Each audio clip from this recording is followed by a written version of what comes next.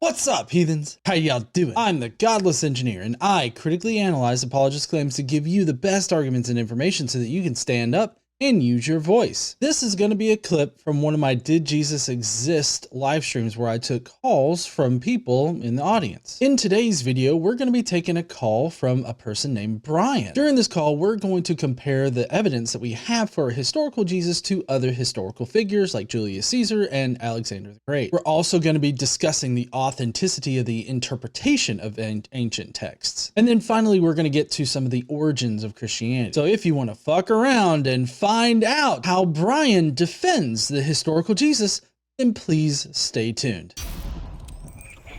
What's up, caller? What's your name? My name is Brian. Hey, Brian, how you doing? I'm doing awesome. How are you doing today?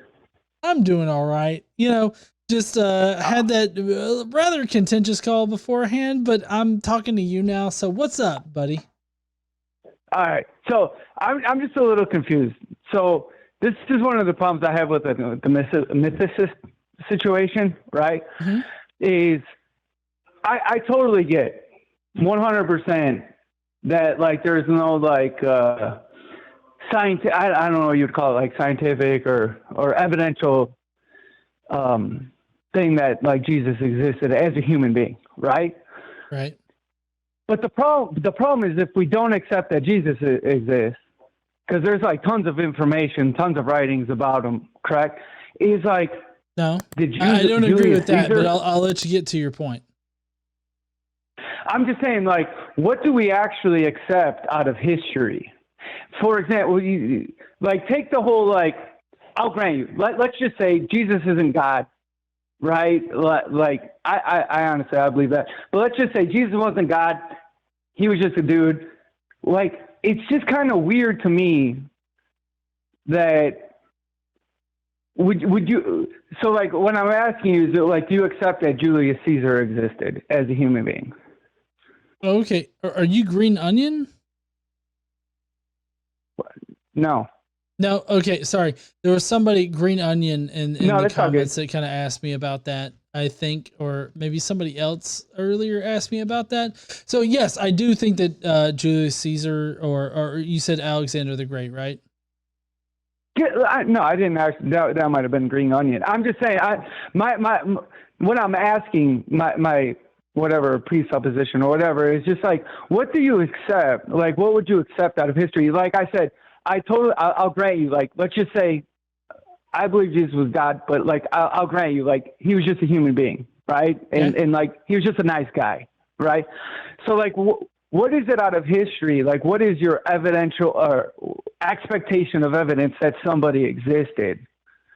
Well, I mean, I guess my question would be, what evidence do you think establishes his existence? I mean, typically I go with the historical method.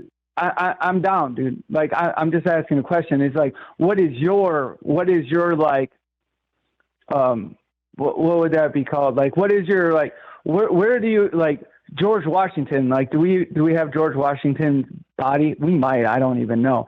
But you know what I'm saying is like, what's your like we have firsthand accounts from George Washington. We have people referring to George Washington. We have different letters that refer to George Washington. So we definitely have a lot of evidence for a historical George Washington. But I mean, like, also, you understand. Sorry, go ahead. Well, I was just going to say also for like Alexander the Great, we have evidence for historical Alexander the Great. Arian, who was an ancient historian, he extensively discusses his sources for Alexander the Great. Two of those sources were his generals.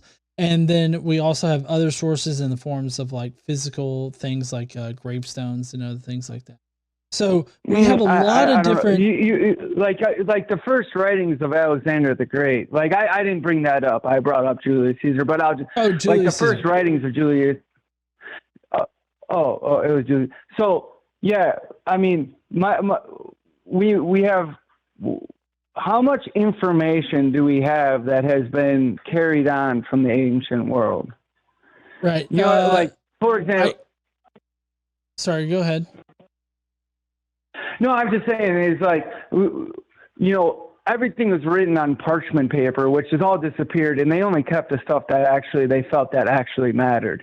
So like actually what I think it, not to like appeal to authority kind of thing, but like they say, it's like 99% of like, writings have been lost throughout history. So my only point is it's kind of hard for me, like, to say that Jesus as a human being never existed. I think that's like a very, very far-fetched thing. So you understand what I'm saying is like, maybe we can like get a lot of the things wrong. Maybe like he didn't say exactly what he said or all this stuff. I'll grant you that, just for the argument. But to say that there was not some dude named, whatever, Yeshua or Jesus or whatever you want to say it, that didn't live in the year like 100 and wasn't a guy that was kind of rebelling against the authorities. I think that's like a little imaginary. You know what I mean? Like, it's obvious that there was some dude that did some stuff around the year 100 that obviously sparked a whole bunch of interest and Wait, tons of around the year writings about 100? I'm sorry, the year 0. Sorry, my fault. Well, it wouldn't be year 0. It would have been like year 29 or 30 or something like that. Yeah, exactly. You know what I'm saying? I'm just saying around that time in the Roman Empire, that there was some dude that was named Jesus that like had a following, and maybe everybody got it wrong, whatever, fine. But to say that like some dude didn't exist around the year 0 to 33 is kind of, I'm not being mean, but it's just kind of stupid, because like it's obvious that there was some dude, like maybe everybody got it wrong, right? And maybe everybody totally misunderstood what he said, and they created some garbage that you don't agree with. I agree with it, but that's okay. But I'm just to say that like he didn't exist. That's like so far fetched. Like, I'll give you an example. Okay, hold on. So you asked about Julius Caesar. And we have a lot of different pieces of evidence that Julius Caesar existed. We have evidence from like coins that were minted in Julius Caesar's visage. Yeah, no, I understand. Like, we're all good. Well, hold on, let me talk. I allowed you to talk. Yeah, for a long I'm time. sorry. You're all good. I'm sorry. Yeah, we have coins, we have historical events that could have only happened because Julius Caesar existed. We have certain accounts, not only from friendlies, but also from opposition of Julius Caesar that record him existing. So, I mean, we have a lot of different pieces and lines of evidence that prove that Julius Caesar existed. I'm kind of curious as to why you think that it's rather stupid to question the historicity of Jesus when we've questioned the historicity of other biblical patriarchs like Abraham, Moses, Noah, and all of them. Do you believe that those Old Testament patriarchs actually existed, or are you going in the same way that I am, going against the grain of scholarship? No, I think they all existed, but let's just stick with like. So you're going against the grain of scholarship there. Well, see, not yeah. You're going against the grain of scholarship. I just need you to admit that you're going against the grain of the scholarship that you're appealing to. No. Yes, you are. No, I'm not. Yes, you are. Hold on, my friend. Don't get all violent with me. Like, we're all good. I'm not trying to get violent with you. I'm just trying to get you to understand that you are denying the exact same scholarship that I'm denying, so that kind of puts us on a level playing field here, that you're denying it, I'm denying it. Well, hold on. Because, like, that's why I didn't bring up Alexander the Great, because Alexander the Great was way earlier. I was bringing up Julius Caesar because of what you said. All the things that you said, I completely agree with. Like, we have so much, coinage and all this other stuff. But on the same end, from like 2,000 years ago, we have a ridiculous amount of manuscripts and a ridiculous amount of people that are talking about this guy Jesus, and they're talking about it. So my point being is like, I agree with you. Like, you don't have to believe, like, for example, I would accept, and I totally think it's completely rational, Homer, right? You would know that, like, most people don't believe that Homer was not a person that actually existed. He may have been, there's no proof that he didn't exist, but he was so long ago that, like, there's a lot of scholarship that's like, maybe he was just like a made up thing. I would agree with that. Like, I kind of think that there was a guy that Homer existed, but like, that's kind of meaningless to the point. My point being is that at the year zero, that's actually not that far away. And we have tons of literature from people that lived around that time. Right. And that's why when you go to Alexander there's technically the Great, no year zero. And two, Jesus was either born in 4 BCE or 6 CE. So it's one of those two times. Yeah. Yeah, exactly. Like the birth time is meaningless. The death, the exact death date is all meaningless. That's all fine. My point being is that to say that some dude around the year 0 to 33, that there was some guy around that time that we accept, that there was a guy there that like had a cult that was following him, whatever, is like, that's kind of crazy. And like, I'm not being a dick in any way, shape, or form. I totally accept. I mean, saying that it's crazy is dickish. So like saying, "Oh, I'm not trying to be," right, that's like prefacing a racist statement with saying, "Oh, I'm not a racist." You know, like, yeah, I mean, I'm not being a dick, but here's this terrible dick statement. No, I agree. You know, you're all good. I'll concede that point. I was being a little bit, but because that was terrible framing. But my point being is like, here's my actual question that I have for you, right? Okay. Let's say that he actually did not exist, right? Let's say that there was just a bunch of dudes that like made up his sayings. What I don't understand. I don't think they did that. No, that's fine. But like, just can you go with me? I'd appreciate if you go.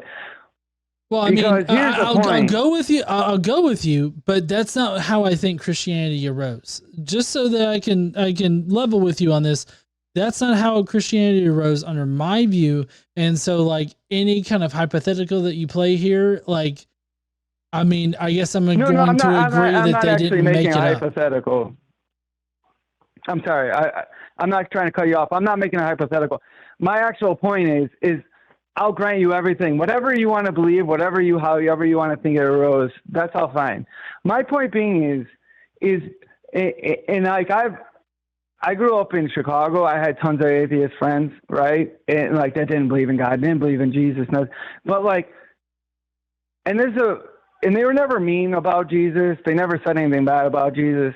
And my point being is like, even if it was just like whatever experience that you think happened, how Christianity arose, is like, if you read the red letters of Jesus, I'm not a red letter Jesus kind of guy, but I'm just saying, if you read the red letters of Jesus, did he actually say anything bad? Like modern sensibilities. Is there anything that you actually have a problem with?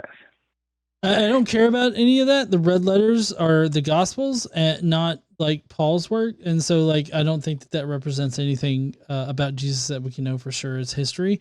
I think that the Gospels are indeterminate about whatever is history and what isn't history. So there's no way that we can say that anything that he said in the Gospels were historically said by any kind of Jesus figure. Okay, then I'm going to repeat my question. So, like, maybe I don't want to talk past you because I respect you to take calls. I love people that take calls and want to have a conversation, right? But I'm going to ask my question again, and I want you to, like, literally focus on like, take everything out from the Bible and just the red letter Jesus. And don't get me wrong, I know you've done this kind of stuff. Can I stop you real quick before you ask this again? I'm talking to you. Right. Can I stop you real quick? Can I expand upon something? I don't consider the Gospels to be representative of history. So like whether or not the Gospels contain good red letter ideas, that's not going to matter to me as far as history is concerned. what I'm concerned with is what actual history has to tell us, and not what makes me feel good about the Gospels. I think that they can have, like the gospel, and specifically, they can have good ideas that are in red letters that are attributed to Jesus, and I'm perfectly fine if any modern progressive Christian wants to interpret them that way. But as far as history goes, like the Gospels are so far from historical that I feel like nothing that we can identify, you know. In the Gospels are either historical or non-historical. So like it's indeterminate to me. I don't know whether or not Jesus said these things or not. So it really doesn't advance the conversation. But that's actually my point. So I'll just, you know, you're probably like a progressive guy, correct? Like I said, I was just like, yeah, I care about women's rights. So, I mean, I guess I'm progressive from a Christian point of view. See, like that right there was kind of a loaded question because, or a loaded framing. Because, I don't think like, that's loaded. I mean, it's directly in the Bible. But anyways, go ahead. No, I'm like as probably far right as you can possibly get, and then go a little bit farther right. But like to say I don't care about like the way you frame that is like I care about women's rights. Don't tell me you think January 6th was an inside psyop or something. No. Like. I literally don't give a shit about American politics because I think it, you know, this is actually, I think like actually me and you, me being as far right and you being as far left, I think we can have a good conversation about like politics, and we'd probably agree on a lot more, but we just have like different prescriptions for how to fix it. Right. You know what I mean? Okay. Like I'm an anti-capitalist, but I'm not a socialist. Right. You know what? It's all complicated, but that's not why I'm calling today. And I know that's not what this show's about. Right. You know what I mean? Okay. Just to let everybody know that I do have a line open. If anybody else wants to call in, I have a few more minutes I can call because I feel like we're kind of getting to the end here on this. The number is 256-634-6984 if you want to call in and talk. But anyways, go right on ahead. So my point being is like, do you know about you read a lot about history or no? Yes, I'm fairly read in history, historical research, and everything like that. All right, cool. So my point being is, if you do understand history and you understand like the ancient world, you would understand how absolutely ridiculously revolutionary, insane that the red letters of Jesus would be. Well, I think that the red letters of Jesus were definitely curated over an amount of time. And so like, what you think the red letters say are probably not what was originally meant by the red letters. So like, where's your evidence for that? Where's your evidence for that? Well, so like we literally, do you think it was... hold on. We literally have manuscripts from before the Nicene Creed, and it was like a big thing that everybody says, "Oh, the Nicene Creed, the Nicene." No, we don't have any manuscripts from before. We don't have full manuscripts from prior to the third century. I'm not fighting with you. Can you something? Is we have evidence of manuscripts from before the Nicene Creed that is like 99% the same thing. And how do we know that when we don't have any manuscripts prior to the third century? Okay, but that's what I'm saying. Even if you want to take the third century, do you realize how revolutionary what the red letters were? Do you understand in the third century? What do you understand of the amount of scriptural interpolation that happened after the third century? Okay, I'll repeat what I said. No. I want you to answer my question. I'm sorry. I want you to answer my question. What do you know about the scriptural interpolation of the New Testament after the third century? So, for example, all right, I'll explain it like this so that we understand each other. And then I'm going to go back to my point, and I want you to argue my point that I was making. Is we speak English, right? If you go to England You're from America, correct? Like you live in America. You have an American accent. You're from America, very correct? Southern as fuck. I'm a hick. I'm a hillbilly. Yeah. All right, that's cool. I call myself a bridge billy because I'm from the city, but I'm a total hillbilly, right? But I love my hillbilly friends. But my point being is like we're from America, so if you say I pooped in my pants here in America, that would mean you defecated in your pants. If you say that in England, that would mean you farted to us, right?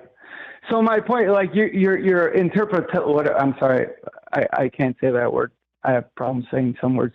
But my point being is that nobody disagrees with, like, that's what, like, like I think the last time you were talking about, like, what is it called? I'm sorry, I'm having a brain fart at the moment. I'm having a brain poop. But, that's all these people do. And they have atheists, they have secular people, they have people that aren't Christians, and textual criticism. And we try to get back to where they were talking about from the earliest manuscripts. So they're not that far off, right? So my point being is that we have a scripture, we have scriptures, we have manuscripts from before the Nicene Creed. We have a bunch of them that go back really, really far. We don't have the whole codex. Like the first codex we have is from before the Nicene Creed, but before that we have tons of manuscripts. And the things that Jesus was saying were so revolutionary at that time. So right? hold on. So if I can just push back a little bit here. So the first Council of Nicaea was in 325, and I said that the earliest that we can get is the 3rd century BC AD, and so that's the 200s, like between 200 and 299. Yes, that's the 3rd century. We actually, I think we do have some from the 100, don't like in the 100. No.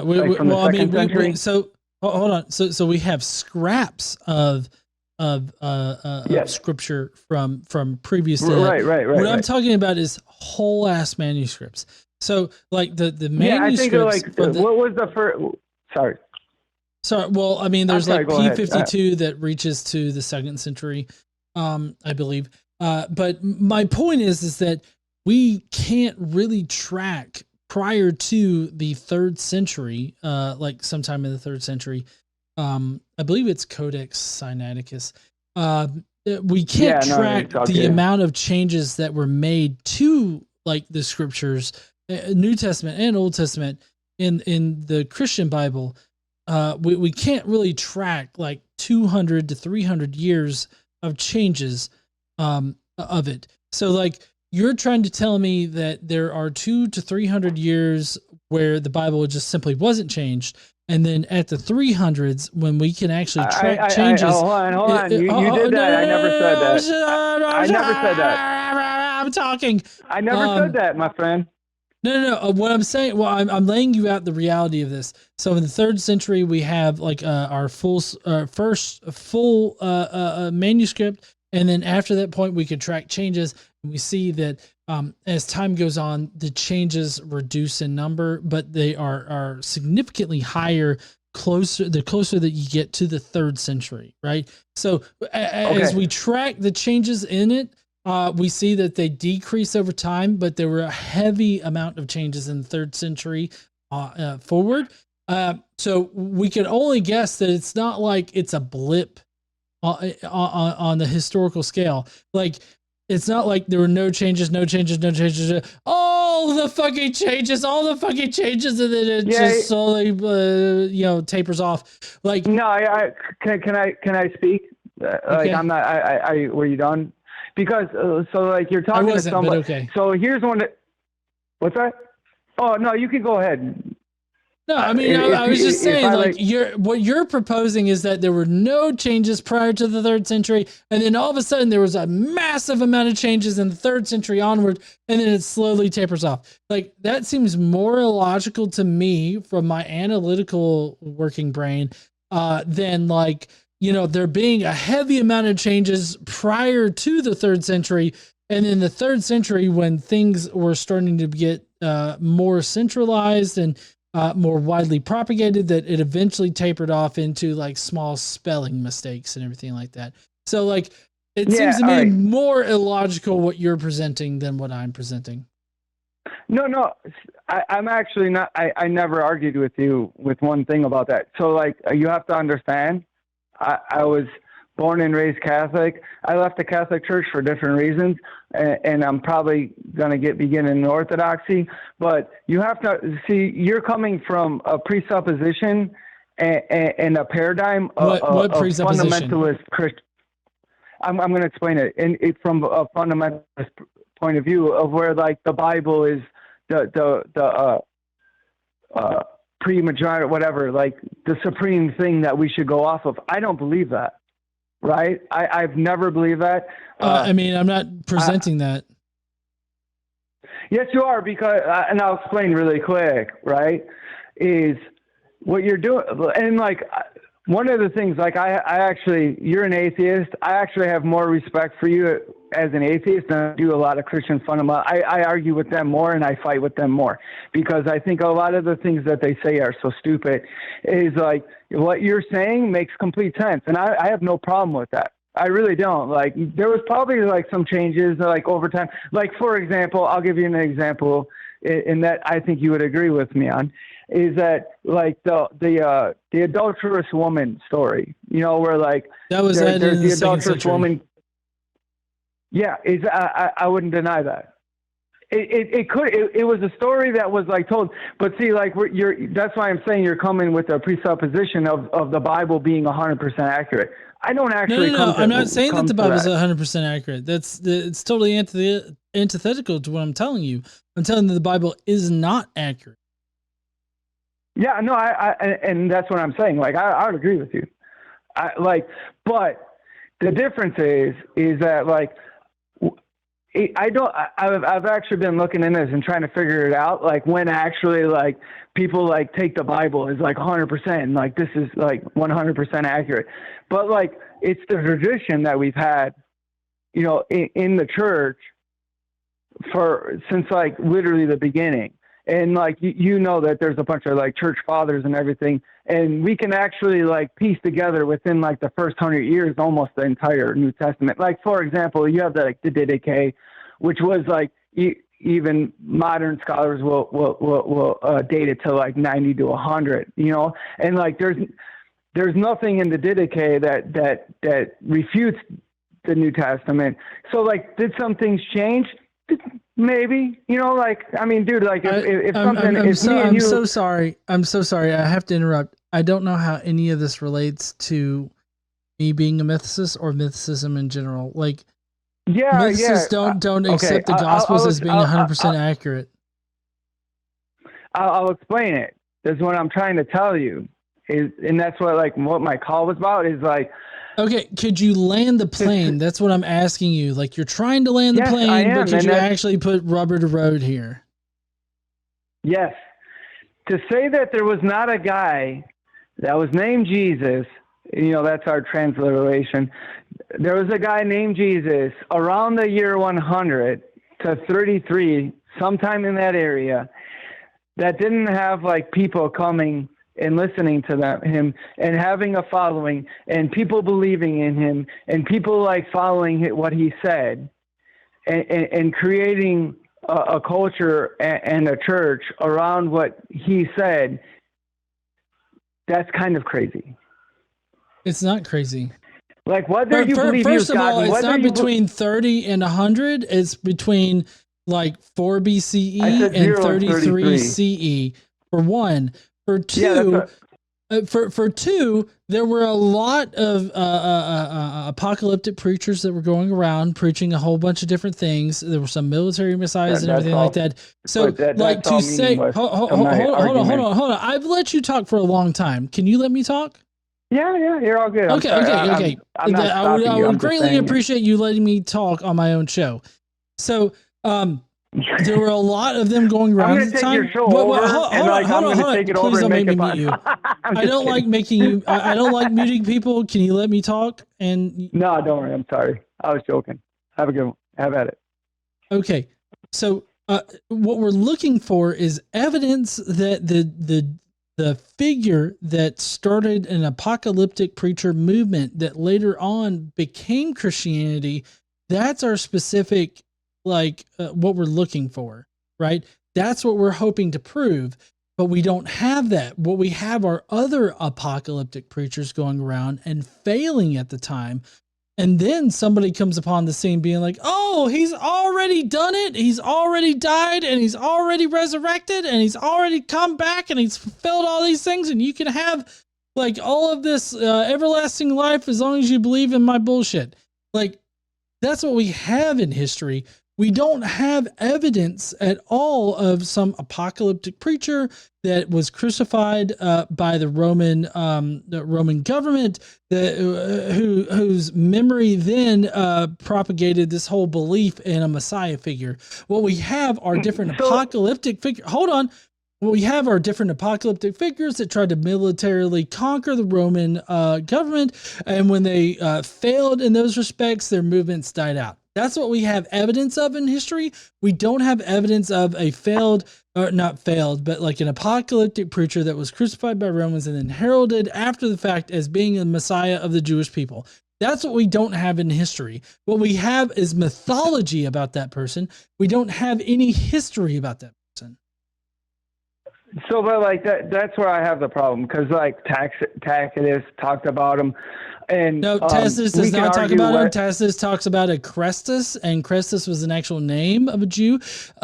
Suetonius also records a Crestus, inciting Jews to violence in the 50s CE. And then later on in 64 CE, we hear from Tacitus that the same Crestus or Christians were the ones that were affixed with the burning of Rome. But again, Tacitus is the only one that records this particular thing of Nero. We have other like Cassius Dio, as well as other ancient historians that have alternate explanations for the burning of Rome and who Nero blamed for it. So that doesn't actually prove that Jesus existed.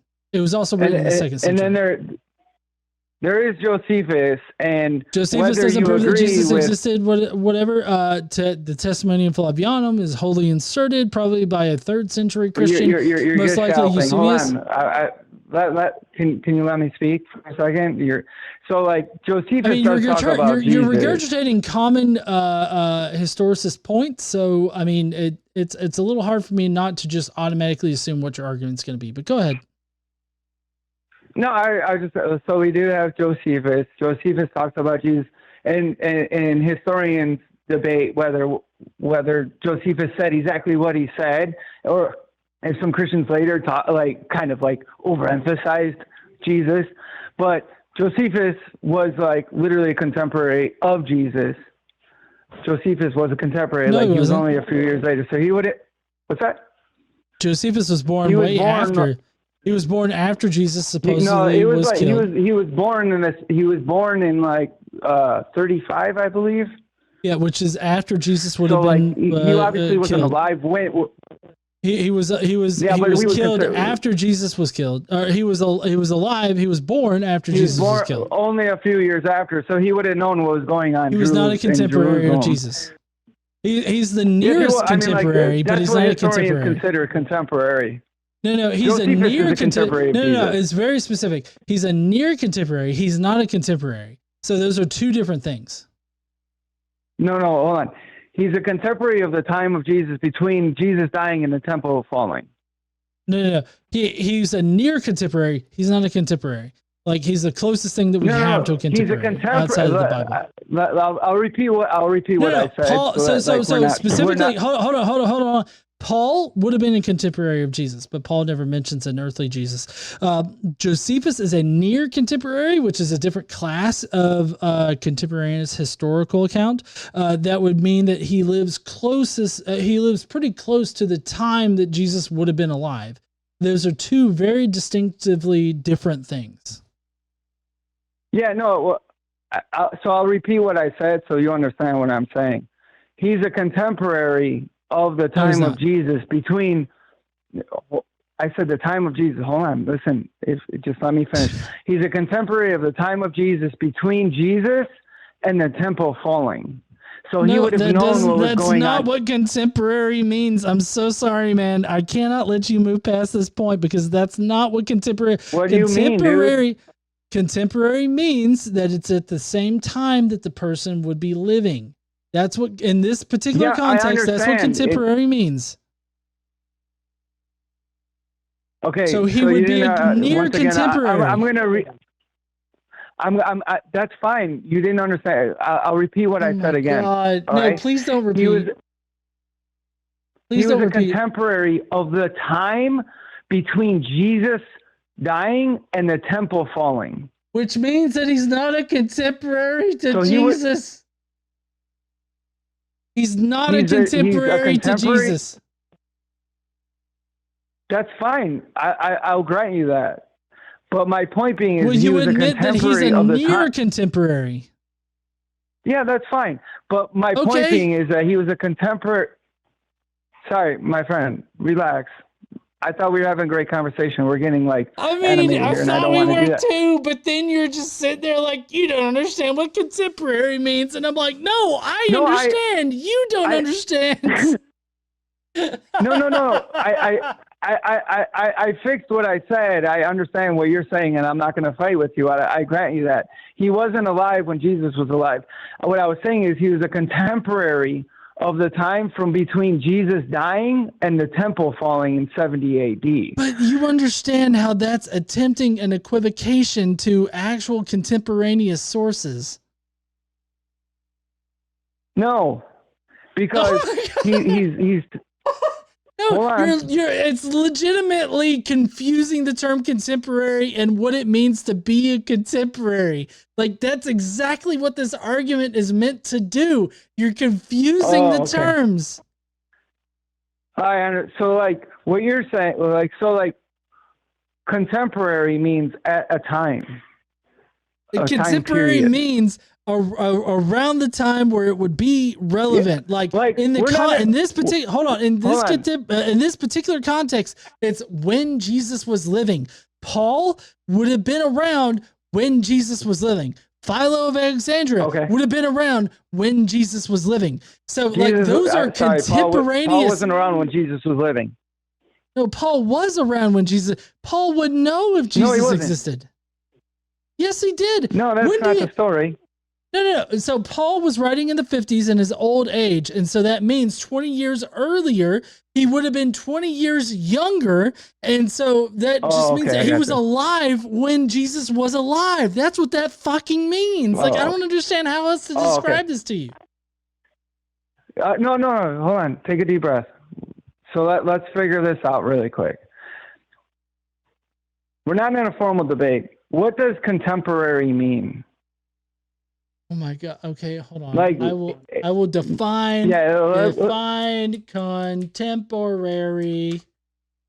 Contemporary, living or occurring at the same time. Yes. So I was right. No, you were not right. You were not right. Josephus was not living at the same time as Jesus. Yeah, no, dude, listen.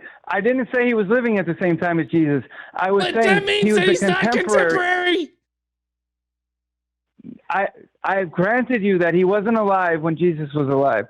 I said he was a contemporary. That means he's not contemporary. That's the entire point. Dude, that means he's not contemporary. He is. I want to hear you say he was not contemporary.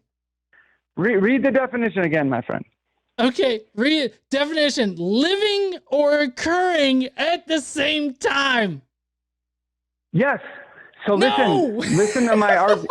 No, listen to my argument. Listen to my argument again. Hold on. Your argument is he was living in the time after Jesus, which is not what contemporary means. No, I'm not saying he was a contemporary of Jesus. I'm saying he was a contemporary of the time between Jesus dying and the fall of the temple. Right. And I don't give a fuck about that time period. I care about actual contemporaries of Jesus, not contemporaries of the time after Jesus. I'm concerned with contemporaries of Jesus that could have told us whether or not the motherfucker Pip walked around Palestine. Those are the things that I'm concerned about. Okay. So let me ask you a question. Just theoretically, right? This is theoretical. This is another problem I have with my atheist friends. And I have like tons of atheist friends. I get along with you guys great. I love you guys because like you're honest, and I love honesty. You know what I mean? Like you just tell you how you feel, and like I appreciate that. But here's my question. This is one of the things that like I have a huge problem with. If there was a guy that said he was God, right? And then he died. And he's like, before he dies, he's like, I'm gonna raise again in like 3 days. All right. I'm going to die. They're going to kill me. They're going to persecute me. I'm going to die in 3 days.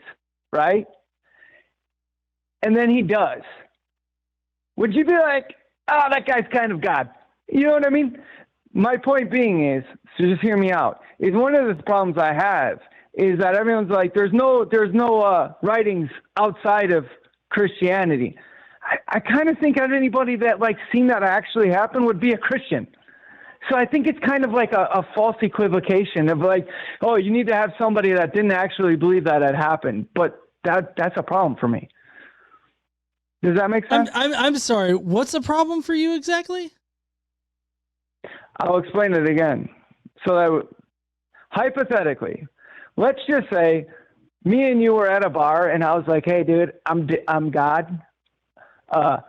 Tomorrow, these guys are going to take me. They're going to kill me. And then in 3 days, dude, I'm going to rise, right? And you're like, yeah, whatever. And you keep drinking your beers with me, right? And then the next day, I get taken away. I get killed. And then on the third day, I come over back to you, and I'm like, hey, dude, I told you I'm coming alive. Would you not be like, this dude was telling me the truth, right? You get what I'm saying? Okay. So let me attack this in several different ways. Number one, I don't consider the Gospels to be historical accounts. So like that entire thing is just some anecdotal story that you might tell while you're drunk. Yes, I don't do that when I'm drunk. No. I'm just saying. Hold on. Hold on. I'm busy. Okay, I'll let you go. I'm sorry. Go ahead. So I don't consider the Gospels or the claims that Jesus makes in the Gospels to be accurate to history. Two, Paul only reveals a celestial Jesus, so it's more like some dude is drunk at the bar and he talks about how he, had a vision of a dude that says that he died for our sins and everything like that. So that's more what it's like. And then three, finally, I don't see Paul as providing us with any kind of information as to whether or not Jesus existed on earth. So like, it seems to me to be indeterminate as to whether or not this person existed. He could have not. Like, I don't know from the given evidence that we have, although I am rather convinced by the more mythicist argument that he probably didn't exist, because I feel like the fact that Christianity is based on mystery cults seems to lend us to the idea that it's a totally mythical savior, because that's how all the other mystery cults operated. So I just have a lot of issues with the way that you're presenting this argument here, and the presumptions that you're adding on to like accepting the gospel as history. Okay. No, we can both go our own ways, man. We can. Let me ask you a question, because like I said, I only watched your show. What's up? Right. No, I was just going to say, I don't care whether or not you believe in a Jesus, a historical Jesus or whatever like that. Like, I don't care. Believe in him if you want to. It's perfectly fine. But if we're going to have a conversation over history, I am going to care whether or not you use actual historical evidence. That's my entire point here. Believe in Jesus if you want to. Yeah, I don't care. I think there's more historical evidence of Jesus than Julius Caesar, and like I don't want to get like, hey, I think we had a great conversation. I really think we got along great. Let me ask you a question, if you don't mind, and then I'll let you go. I'll let you, like, if you got another caller, have another caller. like I said, I was just going through YouTube. I seen your show. I thought I'd give you a call and have a good time. You know? No, think we yeah, had a good time, correct? I totally like appreciate you calling in and everything like that. So I definitely appreciate that. So my question is, if you do a show more often and I could call in, we can have like a good discussion about politics, you know, and like get an argument about politics. Okay. I didn't want to interrupt I'm asking you, do you have like a show about politics? Because, you know, Donald Trump's coming up, you know, and we can go between Kamala Harris and Donald Trump. I think we'd have a good conversation about that too. You know what I mean? Yeah, I'm definitely voting Kamala Harris, as you can tell by my hat. No, I don't see. I didn't see that, but I'm voting for Donald Trump because, like, really, I don't like the guy. I can't stand him, but I wanna throw a nuclear bomb like on the politics of Washington. You know what I mean? Why? But, like, why do you want to destroy the American economy? No. No. My point being is that's exactly what Donald Trump wants to do. I'm sorry to shift this to a more political discussion, but that's exactly what Donald Trump wants to do. Like his main thing is to do. Hold on. His main thing is that he wants to raise tariffs. He wants to put a general tariff on everything that's going to destroy the American economy. It's going to make things more unaffordable for you. And in fact, most people that argue that they want like a reduction in inflation, they don't actually want a reduction in inflation because right now inflation's under 3%. But what you actually want is a deflationary period, which always precedes a major recession or a depression. So why do you want to destroy the American economy by sending us into a depressionary period? Okay, so like, I'm going to ask you a question. Is who put more tariffs on the American economy, Joe Biden or Donald Trump? I really don't care. My entire point here is that Donald. No, I don't. Because I'm talking. No, hold on. No. I haven't researched like who's put more tariffs on whichever or whoever. Yeah, my point is that don't worry about it. No. My point is that Donald Trump wants to put a general tariff on all imported goods when he becomes president. If he does that, then that's going to pass on the cost to the consumer, and that's going to cause a general tax to raise on all imported goods into America, which is going to put a pretty heavy cost on the American public because there are a lot of goods that we get in America that are not made in America and we cannot produce in America. So that is going to make it a lot harder for people to actually buy goods in America. And so it's gonna raise inflation, and the fact that people like you want a deflationary period that would only destroy the American economy makes it a totally illegitimate position to hold because you want this fantastical position where prices return to a 2020 era, like pre-pandemic era prices, but you can't do that without causing a depression. And at the same time, you want to alleviate taxes, but you also want to increase tariffs that are only going to make you pay more money for goods. So it doesn't make sense the position that you hold in voting for Donald Trump. If you're voting Donald Trump, then you're voting to destroy America. Hold on. You're going on a thing. Can I break in for a second, if you don't mind? Hello? All right. I do need to go because I got to call my son, but I'll let you have the last word. No, how about like I asked you again, I think we can have a great conversation about politics. You like do a show like a couple times a week? I could call in another time. We can actually just talk about politics and not about religion. Okay. I mean, maybe I'm banned from TikTok right now, so maybe, but we'll see. Well, I'm on YouTube right now. I called from YouTube. So I totally curious, understand. Like, but if you want to have a good conversation, man, I can blow you up, and you can try and blow me up. It'll be a great time, you know. I'm just asking. Do you do like other shows, like? Yeah, on occasion. Like I'll be on the line this Sunday night at 7 p.m. Central, and I'm banned from the line. I think Jimmy Snow banned me.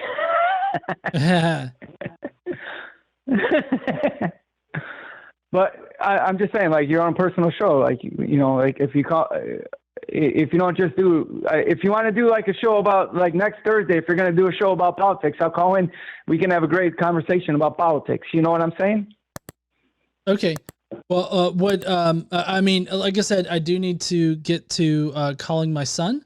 So yeah, your son's way more important, man. Have yourself a great night. I really do appreciate our conversation, man. I hope we get to talk another time. All right. Yeah, totally. I mean, I generally don't ban like either callers or people unless they're particularly bigoted or anything like that. So, yeah, I'll definitely be doing more call-in shows on my personal channel here. All right. Sounds good, man. Have yourself a great night, and tell your son he should be proud to have such a great dad. Oh, I appreciate that. That means a lot to me. Thank you. Have a good one, man. All right. You too.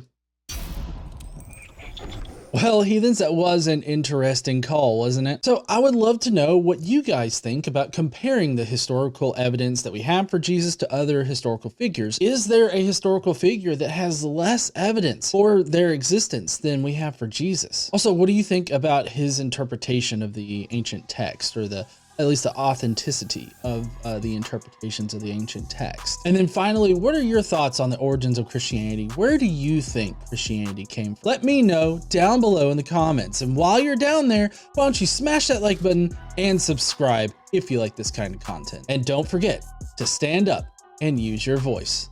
Bye, heathens.